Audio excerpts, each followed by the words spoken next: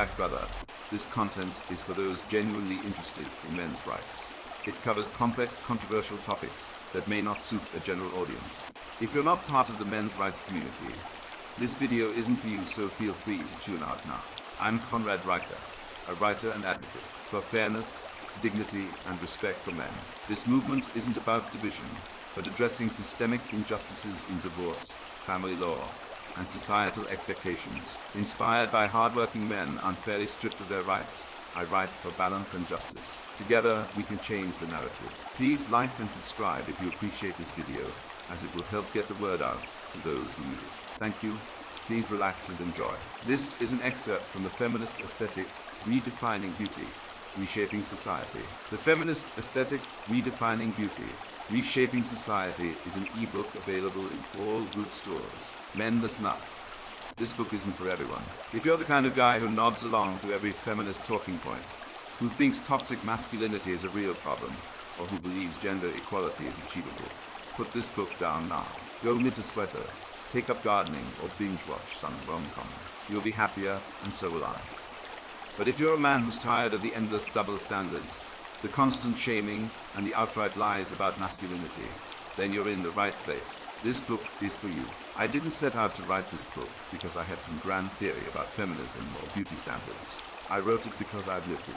I've seen firsthand how women use cosmetics, emotional manipulation, and even the occult to reshape society in their image. I've watched as men are told to be strong, then vilified for being strong. I've seen how the cosmetic industry, far from being a tool of oppression, has become a weapon of female empowerment, and I've had enough. This book is a wake-up call. It's a guide for men who want to understand the world as it really is, not as it's been sold to us. It's for men who are ready to see through the lies, reject the double binds, and reclaim their place in society. You'll learn how women use makeup not just to enhance their beauty, but to manipulate perceptions and wield power. You'll discover the historical roots of witchcraft, and how modern feminism draws on these ancient practices to create a new kind of sisterhood. And you'll see how the cosmetic industry, far from being a male-dominated sphere, is a feminist utopia where women control the narrative and the profits. But this book isn't just about understanding the world, it's about surviving in it. You'll learn how to navigate the minefield of modern masculinity, where you're damned if you do, and damned if you don't. You'll see how emotional manipulation is used against men, and how to protect yourself from it. And you'll come away with a new understanding of what it means to be a man in a world that's increasingly hostile to masculinity. This book is for men who are ready to take control of their lives. It's for men who are tired of being told they're the problem, when the real problem is a society that's been hijacked by feminist ideology. If that's you, then read on. But if you're not ready to face the truth, if you're not ready to see the world as it really is, then do us both a favor and put this book down. You're not ready for what's inside. With the introduction completed, we are jumping to an extract from the book.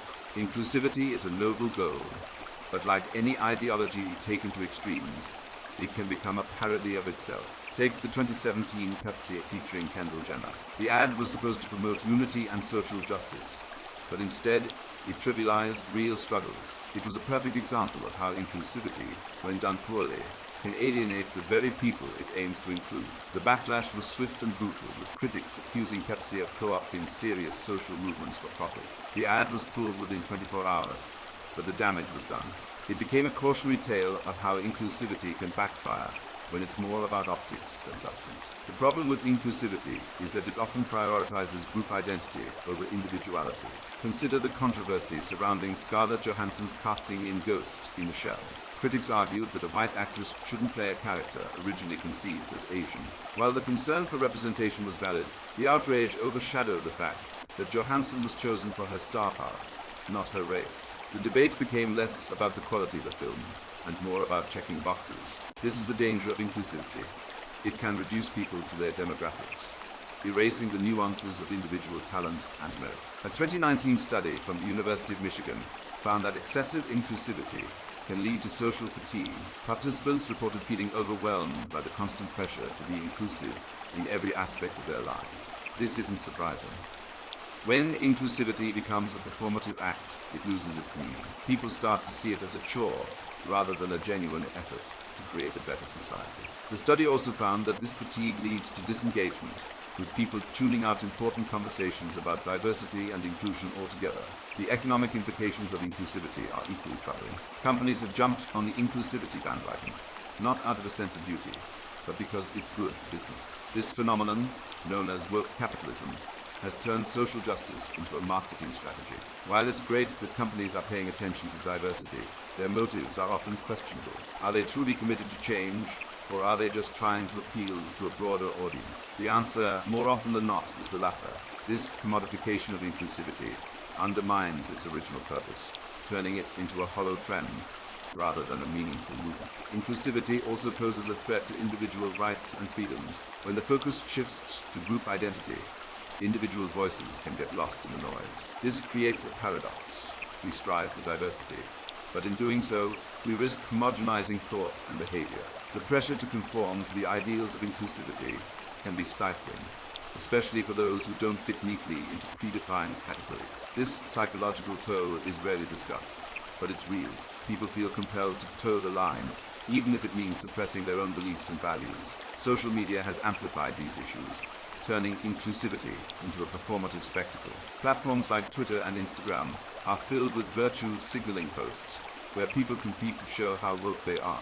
This creates an echo chamber where nuanced discussions are drowned out by simplistic slogans and hashtags. The result is a culture of superficiality, where the appearance of inclusivity matters more than the substance. This isn't progress.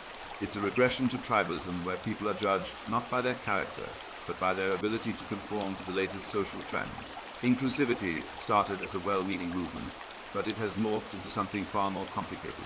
The push for diversity has led to the erasure of individuality, the rise of performative activism, and the commodification of social justice. While the intentions behind inclusivity are noble, the execution often falls short. We need to strike a balance between celebrating diversity and preserving individual rights. Otherwise, we risk creating a society where inclusivity becomes just another form of exclusion. Thank you for listening. Thank you for your interest in the Feminist Aesthetic, redefining beauty, reshaping society, available in all good bookstores. Please like and subscribe. Thank you and God bless.